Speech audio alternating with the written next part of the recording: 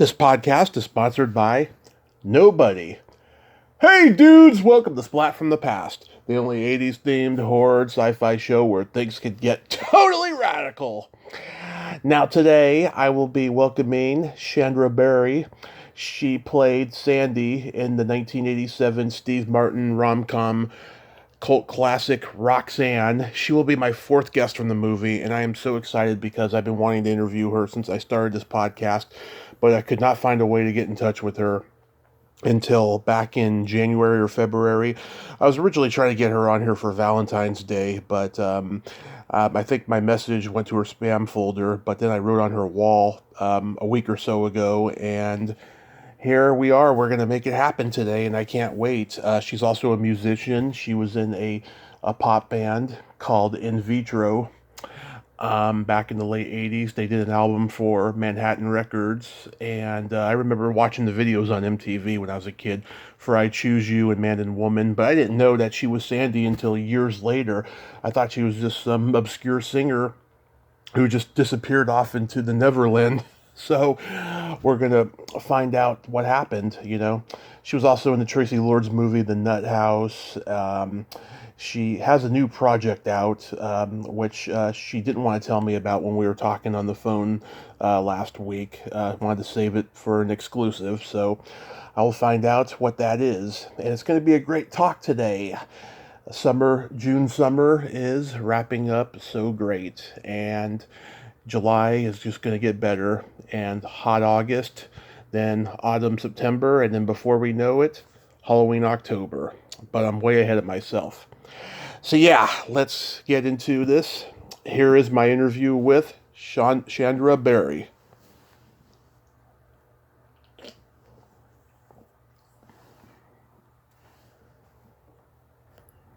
Hello. Hey Shandra, welcome to the show. How are you today?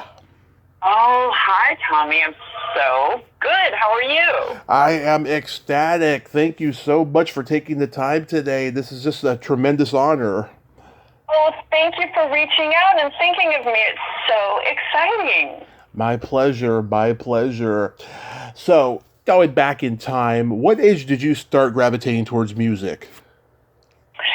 Well, I would say someone else asked me that question not too long ago, and I honestly can say probably my earliest memory was wrapped in music. My father was a singer, so I never really thought about singing. I just always sang. I always wrote, and it has just always been a part of me. Wow. So did you sing in your church choir or the school choir and all of that?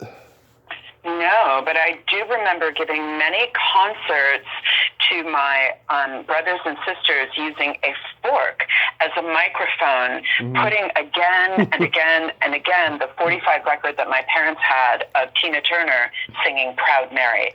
So I have that. I used to use a broom handle to sing in front of the mirror. Fantastic. That's great. That's amazing. Yeah, it's universal. I think a lot of people began singing that way. So they had to have something for a microphone. Yeah, there's so much that actually naturally lends itself to microphones. So yes, there was barely a membrane between my desire and the expression of it. So, who were your music influences growing up? So my parents' record collection really was my record collection until of course I could buy records. But my parents had everyone from Elvis to, as I just said, Tina Turner. But oddly, my father also had Janis Joplin. I remember playing Pearl many, many, many times in succession when I was a child. But Johnny Cash and, all of the great seminal country singers as well. So that a pretty broad spectrum, really. And honestly, that has continued for me. I have a very broad musical palette And I was just actually listening to Maria Callas a couple of days ago, who I think is an absolute queen. So, crazy. Everyone from Patti Smith to Maria Callas, I would say. Oh, awesome. Do you remember the first album you ever bought with your own money? I don't, but I do know that I thought I probably had every early Neil Young record. Oh. Yeah. I was married to him in my child's heart. Yeah. and so, yeah, absolutely. I probably had every Neil Young record when I was a youngster, but yeah. Yeah, everybody knows This Is Nowhere, Harvest, After the Gold Rush. Yeah, those are great records. Oh my God, Cowgirl in the Sand. I mean, it just goes on and on. You know, Needle in the Damage Done. I mean, the thing I loved about Neil, and love to this day, is he has this quality that is so conversational, and there's really no artifice, or it wasn't anyway in the early days when I was listening to him. I'm not really, I don't follow his current work, but this just sort of singing and speaking from your heart was really the thing that appealed to me. But that's Hank Williams Sr. too, that samesies, and I suppose every artist that I've loved, with the exception of Maria Callas, who of course is very studied, but still one of the most emotional singers ever to live, So, there's something very raw and seminal within her as well, even though she's very polished and studied in her performances. Absolutely. How about your first concert?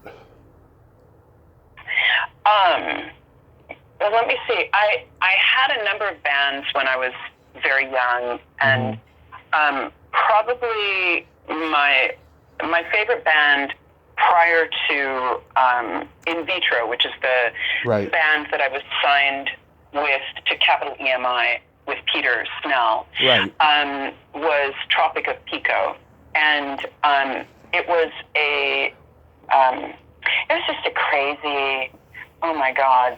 I think my guitar, I don't think I even knew what a band was then. I think I just mostly got musicians together, and if I recall, my guitar player was kind of like an acid rock speed metal guitar player. That's interesting. And then my bass player was like very seminal, kind of bluesy, and my drummer was someplace, and somehow we just made noise together. And it was actually, I was in that band when, and Peter and I were talking about it because we just had a gig at Rue du Rochelle last week, and I was actually in Tropic of Pico when I met him. So, and then once our partnership started, it started to make some kind of actual musical sense as we started a conversation that continues to this day. So. Yeah. So, where are you from originally? Minnesota. Okay, you're from Minnesota, and then you moved to LA what year? I don't know. Dinosaurs roam the earth. I was 18 years old. I actually hitchhiked here, Tommy, from Minnesota, and I lived to tell the tale. Can you even?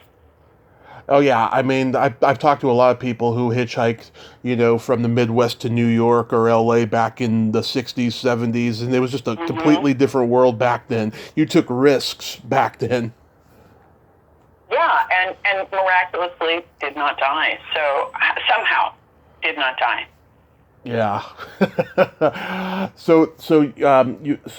Was LA the first place that you just went to right straight out of high school? So I actually the first place I went, I think, was San Francisco. My hometown. I'm sorry, what? I'm sorry, my hometown.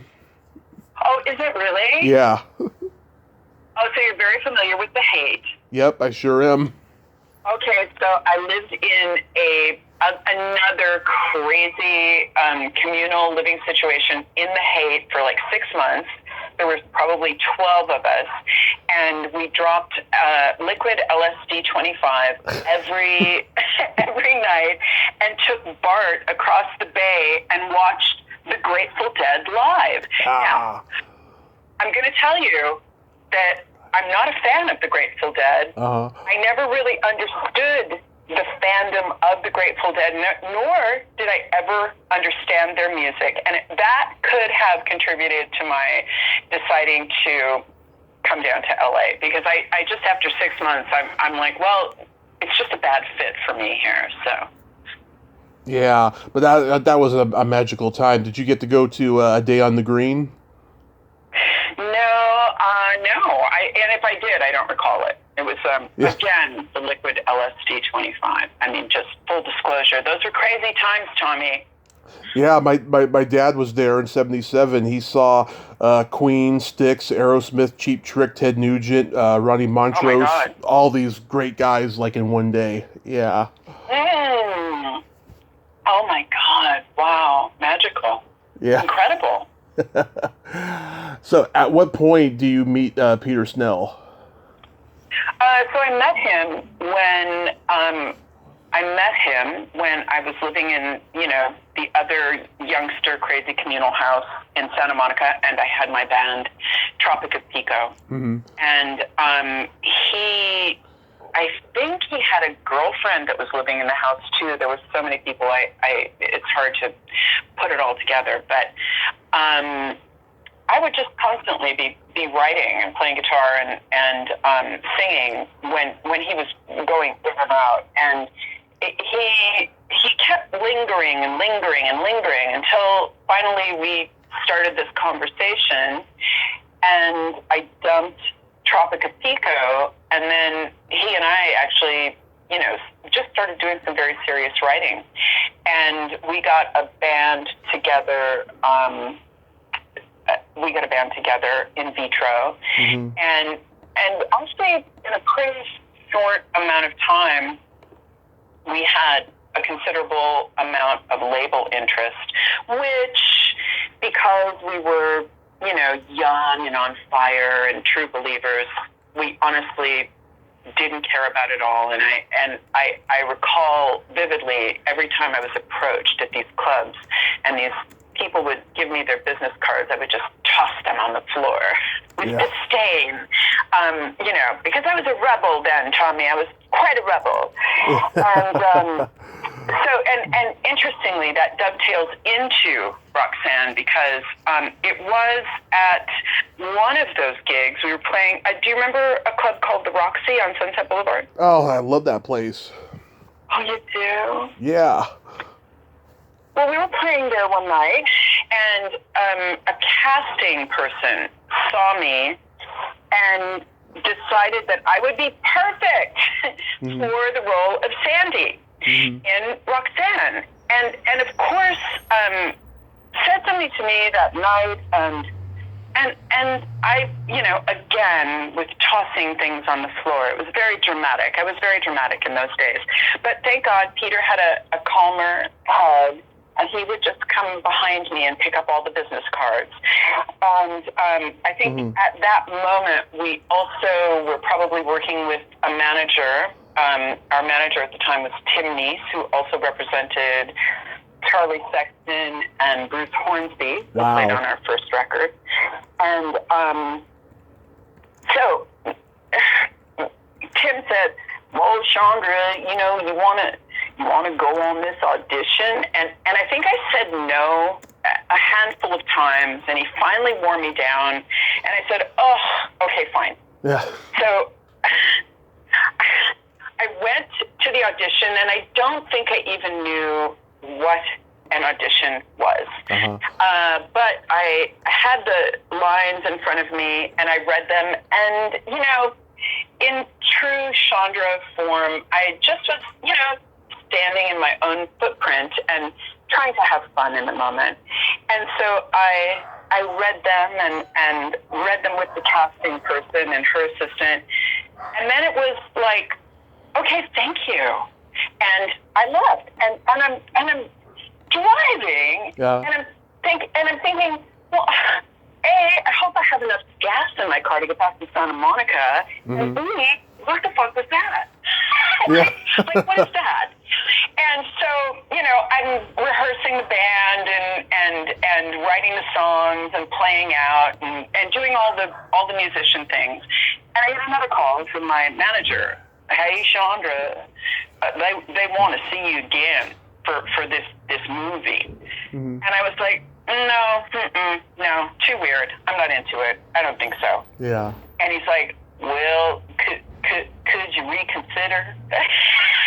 And again, he wore me down. I'm like, all right, whatever, I'll go. So I'm thinking to myself, whatever. Again, I hope I have enough gas to get there and back, which interestingly, now, here we are in 2022. I'm sure everybody can relate to that. Yeah. And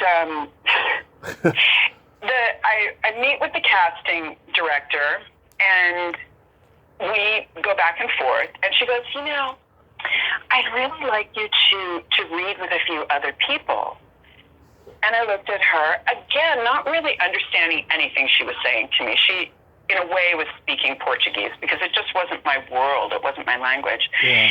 And I said, all right. She opens the door to another room. And in the room, my darling, sits Daryl Hannah, Shelley Duvall, and Steve Martin. Yeah. And I just started to laugh out loud. And I thought to myself, wow, fascinating. This is going to be a wonderful story. Because how bizarre. Literally, I think I had 79 cents worth of gasoline in my tank. And then I'm reading with Steve Martin, Daryl Hannah, and Shelley Duvall. And wow. So I just had fun. I just went for it. And we were all laughing and smiling. And then, as per, the rhythm of that interaction, they said, okay, thank you, and then cricket. And I'm thinking to myself, what is up with these people, man? I don't get this world, right? Like, what is this urgency and then it's disappearing and nobody actually says anything to you and whatever. And then I forgot about it. And so I'm not sure how much time passed, but all of a sudden I'm at my manager's house, and Fred Skepsy, who directed Roxanne, calls. He says, "Where are you?" And I said, "What?" He said, "We're in British Columbia, and your plane ticket is waiting for you. You need to be here." And I'm like, okay. And I'd never even spoken to him. Maybe he even was in the room that day, but I don't recall it. Yeah.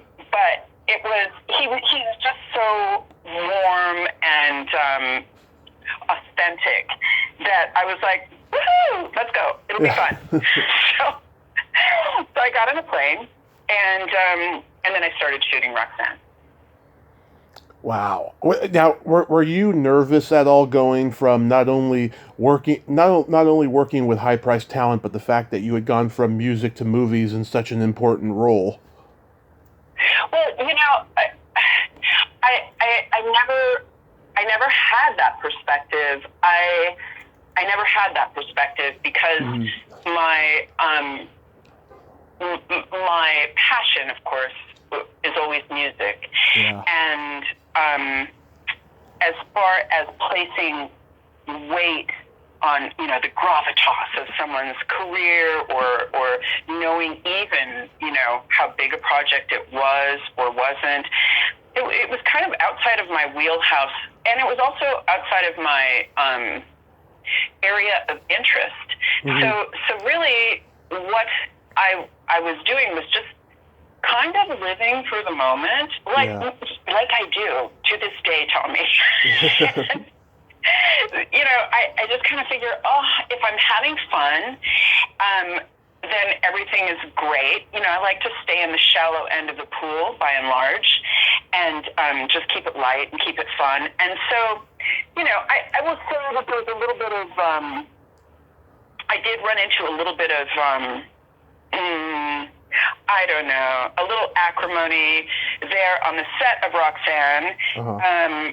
And, phone calls may have been made at least once to my manager saying, get me the fuck out of here.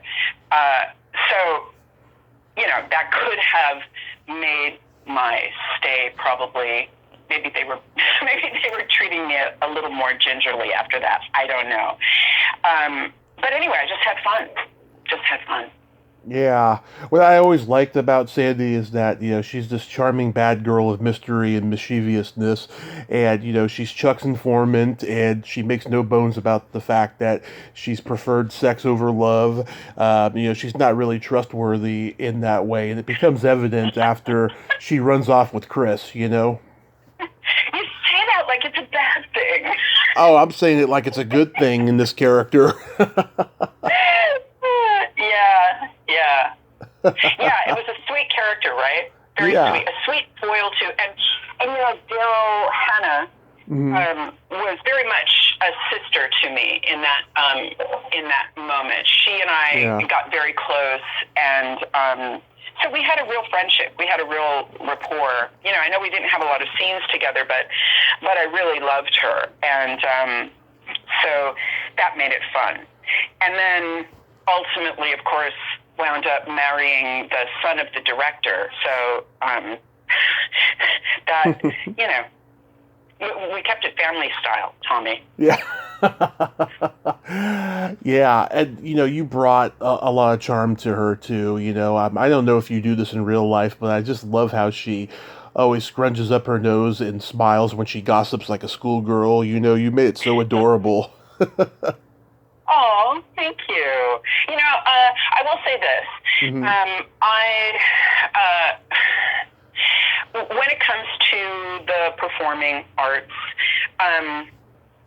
my intention is always just to be standing in an authentic place. I don't know much about acting, but I know when something is real. So thank you for seeing that, and I can assure you that any moment that you witnessed that you were charmed by or engaged in, I was also feeling that charm and feeling that engagement. So it's nice to hear that that resonated with you. Oh, absolutely! It really did. Yeah, I've heard that Steve Martin is a very serious guy off camera. Did you find that so? He's a very serious, strange cat. I don't remember. I mean, who knows what he thought about me? Because honestly, I was just riding my bicycle around Nelson, British Columbia, having an adventure, essentially. And he, of course, was actually probably most likely taking the project very seriously. So I'm sure he looked at me with I don't know. I don't think any sort of acrimony, but I think he was just hoping it didn't go off the rails, Yeah. So he was very he was very professional and very serious, and I didn't really interface with him that much, for sure. Yeah, I mean, I know that, no matter if he's producing the movie or not, he's always got a producer mentality. I mean, he wants every detail, accounted for and good and everything, the script, everything, I've been told. Oh, really? Yeah. Interesting. Well, I mean, look at his body of work. I mean, he's obviously a very serious artist. So, yes. That does not describe my viewpoint of life or art, but thank God we have the Steve Martins of the world. Absolutely, yes. Shelley Duvall, she was so great. How was she to work with? Kelly was a very genuine darling. She was just sweet and kind and open-hearted and darling. She was just a darling. Yeah, that's just sad what happened to her. You know, she was on Dr. Phil a couple of years ago, and, you know, all the trauma from The Shining, you know, just went to her head after a while. It's really, really sad. Poor little thing. Yeah. But yeah, I talked to the other three guys, and we've talked about the famous scene where CD embarrasses that bully with the nose jokes. You know, Yeah. yeah, was that done in one take or was there several? Oh God, that went on forever. It went on so. I mean, have you ever been on a production where they're shooting those sort of elongated scenes from all those different angles? Have you had occasion to do that? Oh yes, I was a extra in a couple music videos. It's an endless process. Excruciating, darling, excruciating. Mm-hmm. And I think, I was gobsmacked with how dead it seemed by the end of the 14-hour day. Like the scene seemed, to my eye and to my ear, completely dead. But you know, when I watch it back, it's like, oh my God, it's a living thing. So that was very interesting to see. Yeah, and he did like 25 of them, and he was supposed to do 20. And each one was funnier than the last. You know, my personal favorites are Obscure. Whoa, I'd hate to see the grindstone. Or Paranoid. Keep that guy away from my cocaine. Yeah, you know, it's funny because I saw him mostly with the prosthetic on. Yeah. And I came to recognize his face and feel very comfortable with his face with the prosthetic on, and thought he looked very good in it. And I remember as he started to shoot out his role, and I saw him without the prosthetic more and more often, I felt this weird, like I didn't like the way his face looked without it. I thought he looked better, like more like Steve Martin, because that's the face that I had gotten accustomed to. So.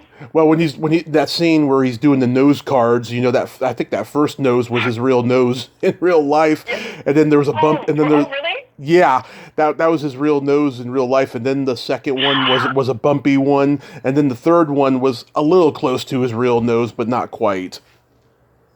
Oh wow,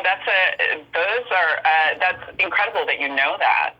Oh yeah, I mean, I watched it recently, and I was like, yeah, that first nose that he does the nose card with, that's his first nose, obviously. Oh wow, that's amazing. That's amazing that you peeped it. Yeah, my dad's favorite nose joke was, finally, a man who could satisfy two women at once. Oh, so naughty. So Yeah. naughty. Yeah, and there's a shot of you. Your face is priceless after that one. You like roll your eyes and guffaw simultaneously. Yeah. It was such a fun thing. It was incredibly fun. Do you remember anything about Fred Willard? You know, I actually have worked with him a couple of times, and or had worked with him, and you know, again, very, very lovely man, and just, you know, very total pro. I think the thing about him, and many, I think, I don't know, sort of. You know, character actors.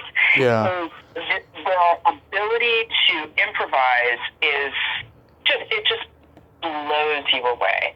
Like, I could have sat and listened to him all day because every take was something different. And, you know, just all great, all incredible. So, yeah. I mean, I've talked to John Caplis twice, and he's a very deep guy when he's talking about acting and stuff. I mean, he can joke around, and he is a very funny guy, obviously, from Mm-hmm. working with him, but he's a very deep guy talking about the craft of acting. And Yes, yeah, right. he was great to work with. Yeah, I mean, I will say that if I didn't specifically have scenes with someone, honestly, I was probably riding my bike somewhere who was in trouble in British Columbia. So, I mostly hung out with Daryl and rode my bike when I wasn't actually required to do a scene, probably writing music. Yeah. Well, your scene with Rick Rossovich, I think, is the best scene in the entire movie because Have you talked to Rick? No, I don't know how to get in touch with him. I don't either, or I'd be happy to. Well, it's interesting because Rick was one of the people that was not so nice to me when I arrived, and I didn't, of course, I didn't really, it didn't hit my radar so much, and also it didn't really matter to me, and I certainly didn't understand it until actually it switched. He had heard me singing. Mm-hmm. And he spun his head around, and he looked at me and he said, "Oh my God, now I understand why you're here." And then after that, we were great friends. So he was kind of mad at me that I wasn't like a serious, struggling, hungry actress, and that somehow I wound up in this role. And I guess he was projecting for all of his own struggles, and so he was a little resentful. I guess that would be the right word. You would have to ask him to know for sure. He might not even remember it, but I certainly do. And but after that, yeah, it was all we just had pure fun. So once he decided that I had earned my spot, we were good. I can understand, when I got into stand-up comedy, I'd come from acting, and a lot of comedians, don't like actors, and then of course they get the development deals, then they like actors. but when you're in the trenches, when they're in the trenches, they want you to be just like they are, and sometimes that's not the case, but I totally get that, totally. But that scene is so great, and I love how, talk about, have you ever been to San Francisco, I because I'm from there, so I love that reference and stuff. And you get a real sense of who Sandy is in that scene, especially when she says, Roxanne's kind of a friend of mine, But what you got on offer? Yeah, right. Mm-hmm. Exactly. Right. Yeah. So going back to In Vitro, like, where did that name come from? Well, so In Vitro, it's everywhere now, of course. But in that moment, it was nowhere. And I had read, I think I had read an article about all of this life inside of a dish that people were creating, and this is, of course, before it became part of our popular culture, to the point where in vitro everything now. But I loved that image. I loved the visual of creating something as vital as life inside the confines of this little sterile bubble with a little nutritious jelly for it to sit on. And it seemed appropriate to the project for me. And so, yeah, that's where In Vitro came from. Wow. And so, yeah, you guys signed to Manhattan Records, which is where Richard Marx was at, and he became a huge star from that label. But what happened with this record? So we were signed by Bruce Lundvall, who headed the Blue Note label. I don't know if you're familiar, but he was, more a jazz cat. And so what happened with what happened with In Vitro is that, right, so there was Richard Marx, and there was Madonna, and there were all the popular sort of bands that you can think of at the time, and then there was us, and we didn't fit any particular thing, and I know at the time I was very, I was just not interested in being a product, and so I had a lot of pushback about it, and so, we went through, like, say, 7 A&R guys, and then had the unlucky circumstance, I think number 7 happened to be an A&R guy who had tried to date me in the early days, who I had, well, possibly humiliated. And his first words to me, from London, mind you, were, "Hi, Shandra. I'm your new A&R guy. I think we can fix this project." And so that was the death knell. Yeah. And so that was the end of that project. And yet here we are. And so the Cicada Project, cicadaproject.com. You can go, all of your listeners can go there if they're interested in finding links to ways to listen to the record. I named it the Cicada Project because the primary strategy of a cicada is to simply go underground and outlive its enemies. And I thought that was actually very appropriate, considering my sort of visible and then invisible, visible and then invisible. And there's also sort of a cyclical element. This particular cicada, the Brood X, again, the whole project was named before I knew any of it. Yes, their cycle is 17 years, and that's sort of on par with when Peter and I have sort of come together, drifted apart, come together. And so with the pandemic, we had been sent a, do you mind if I tell you about it a little bit? Oh, yeah, go ahead. Okay, so in 2019, a man who had engineered a lot of our material sent us an MP3 of some songs we had written earlier. And Peter and I had always been trying to come back together. Yeah. We had never really broken up, but there was just so much pain attached to, the dissolution of a dream. And you're young and your children, and, you get all emotional about such things, Tommy. Yeah. And so I just wrote Peter a love letter, basically, and I said, dude, if not now, when? Because we are old, and if we don't make this record now, it ain't never gonna get made. And so we started writing. The pandemic hit. Ended up being a very good thing for us because it gave us all kinds of room to basically spend a year in the studio. And we are very pleased with the results of our efforts.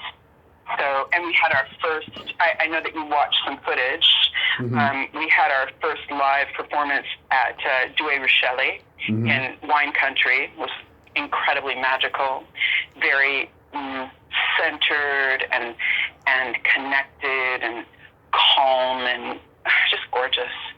So, and then, my friend, someplace in that amalgam, you reached out to me. So thank you for that. Oh, absolutely.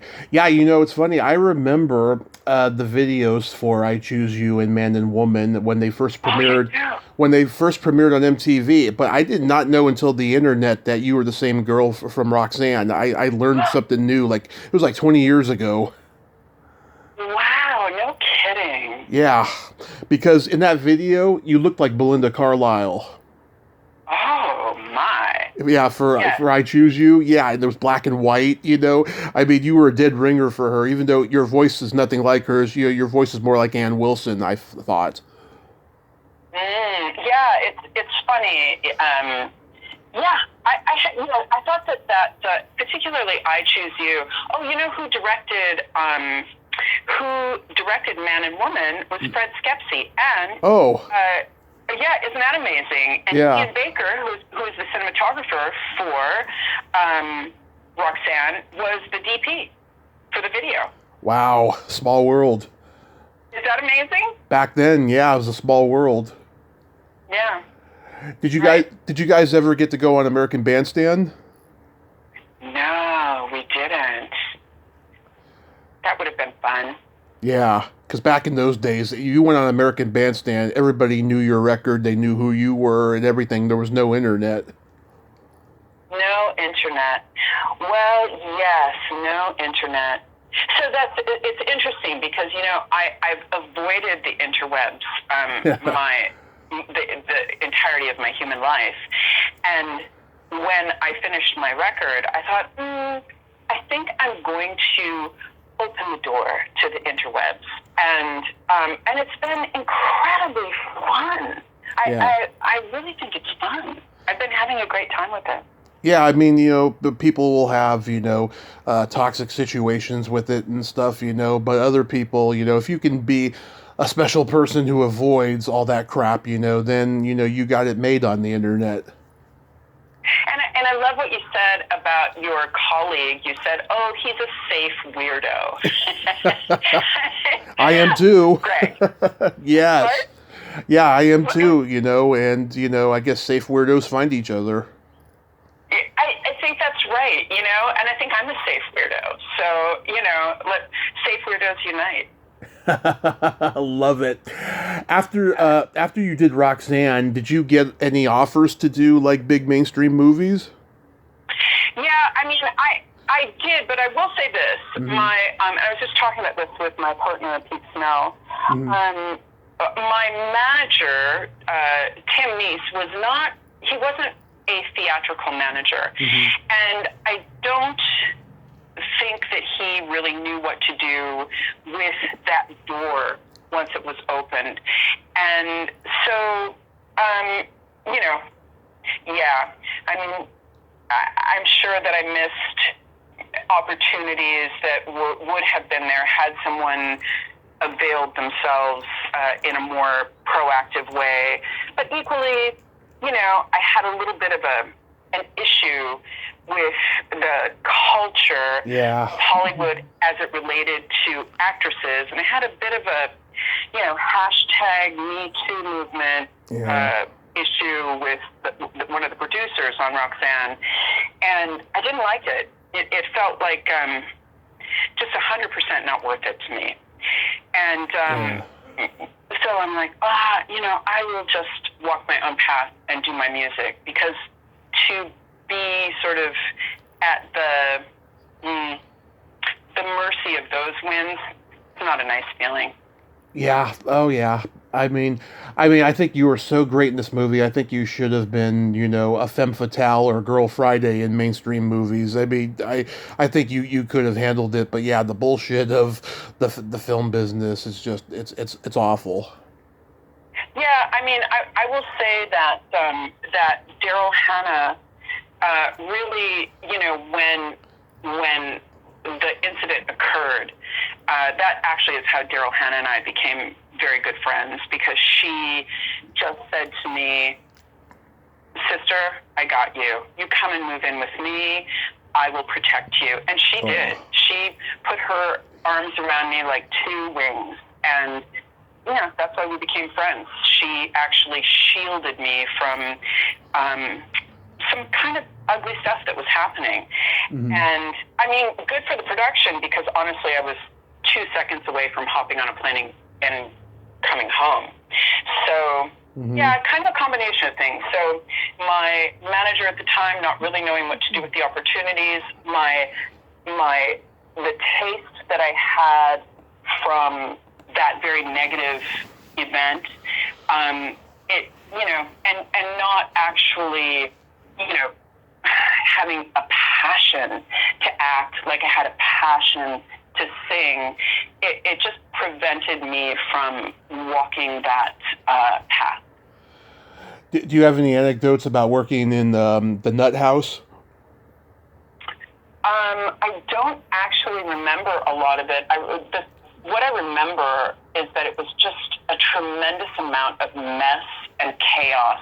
It was Yeah. just a very incredibly chaotic set, and ultimately a very unfunny movie. Yeah. Yeah, it wasn't it was just kind of it was a lot of chaos. That's really my takeaway from it. Did you like that movie? I saw it. It was okay. I thought it was excruciating, to be honest, darling. I thought it was really, and I didn't like that feeling either. I didn't like the feeling that I could have so little control over. So after Roxanne, that was a pleasant surprise that it turned out to be this incredibly sweet, beautiful project. But I learned pretty quickly that, and you just said the nut house, is a perfect example. Oh my God, you just have so little control. I mean, some people do, I suppose, but at that point in my life, my career, Yeah. I didn't like the feeling. I didn't like the result. I decided I would rather walk my own path and have more control over my own artistic choices. So. Well, you did that wonderfully, I have to say. And so this new project that's coming out. So when is it going to be out, and where is it going to be available? So the project has dropped. It is available. You can go to cicadaproject.com. Okay. There's a website there. It gives you a brief history of, Peter and I, all the lyrics to all the songs, because the lyrics are, a huge part of the project. I'm a writer, and lyrics are very important to me. Storytelling is very important to me. So, and then it gives you hot links to all the streaming services, Amazon, Spotify, everything. So iTunes. So you can actually go to cicadaproject.com and just hot link directly to whatever your particular platform is. Awesome. Are there any other projects? No, I have just convinced. Oh, yeah, I do have a side project that I'm pretty happy about. It's called Worldwide Cannonball with a very dear friend of mine, Mark Hayes, and we're just sort of wrapping that together, and it's more kind of roots Americana, and he's a singer-songwriter, very, very talented cat, and we've been writing together for a very long time, and then Peter Snell has agreed to start writing with me again because he's very linear, Tommy. He likes to put one foot in front of the other, and he doesn't like this chaos that I bring to the table, which is plucking things out of the air, out of order, and then putting them all down together. He likes to do it one thing at a time. So now he's agreed to actually start writing with me again. So we'll probably start working on the fourth record soon. Oh, that's awesome. That's awesome. So real quick, let's play my secret silly game. This is a series of silly slumber party questions. It's no win or lose, just pure fun. And how the game works is I ask you the question, you answer it, and then you ask me that exact same question, and I answer it. And feel free to comment on answers. Oh, okay. Okay, Chandra, are you ticklish? I am.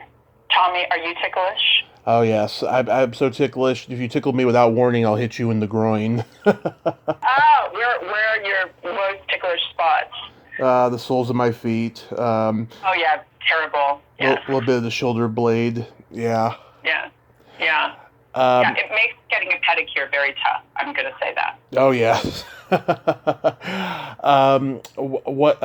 What's your favorite part of the body? And it can be anything. Well, that is very, very tough, darling. Wow. I can't actually separate it. You tell me, what's your favorite part of the body? The belly button. Oh, the belly button, you say. And why do you love the belly button? Long story short, I had a girlfriend when I was 6, and she had this adorable Audi, and we drifted apart in junior high, and then we went to different high schools, and I tried to get in touch with her years ago, and she's all fucked up on drugs, and she's in a loveless marriage and what have you.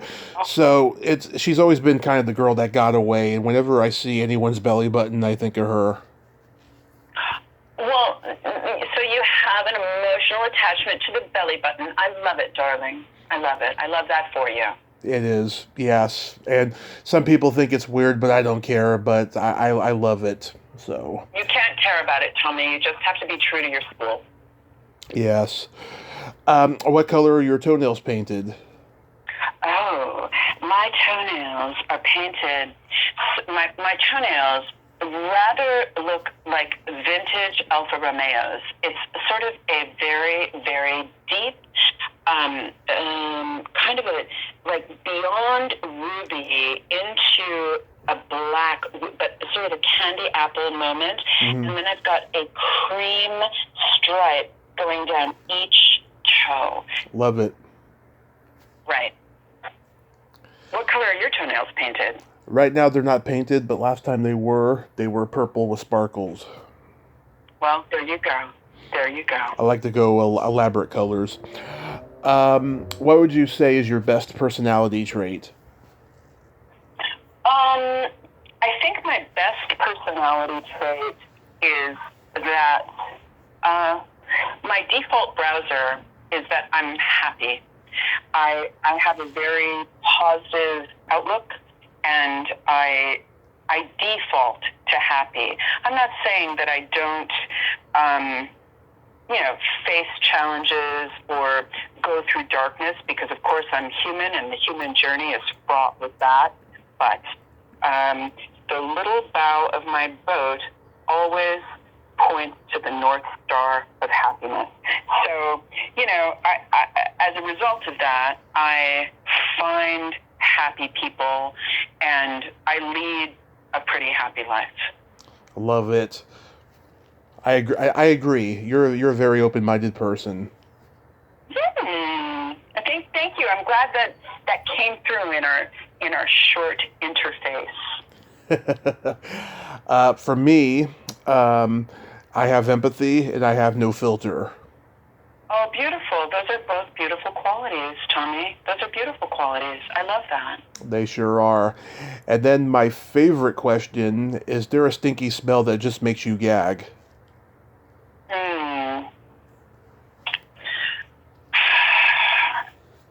I have to say that I have said, mm-hmm. when asked if I would watch the infant child of a friend, I have said, will it need to have its diaper changed? Yeah. And she said, I don't know.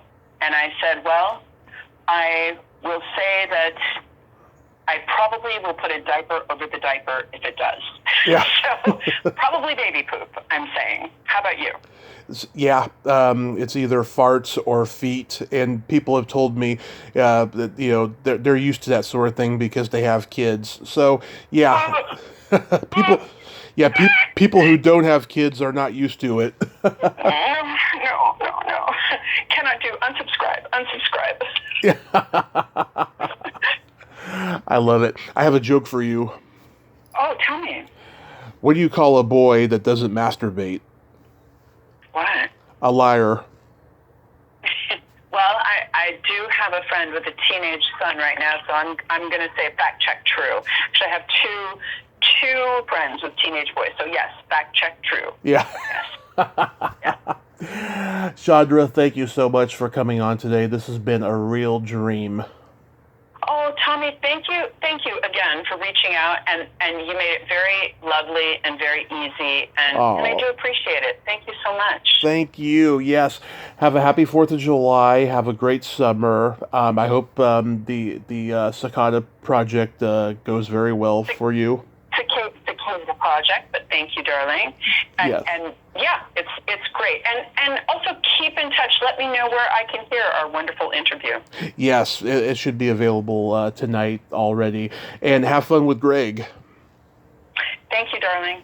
Thank you so much. Have a great day, and have a great holiday. Yes, you have a great day as well. Bye, Tommy. Bye-bye. Well, there you have it. Shandra Beri. Ain't she a sweetheart? Yeah, sorry, I called her Shandra at the beginning. It's Shandra. She is a wonderful, free-spirit, open-minded lady, and I'm so glad we had this talk today. I love the Bay Area connection there, too. That's so awesome. Well, until next time, this is Tommy Throwback Kovac saying there's no shame in living in the past because the present sucks. Later, dudes.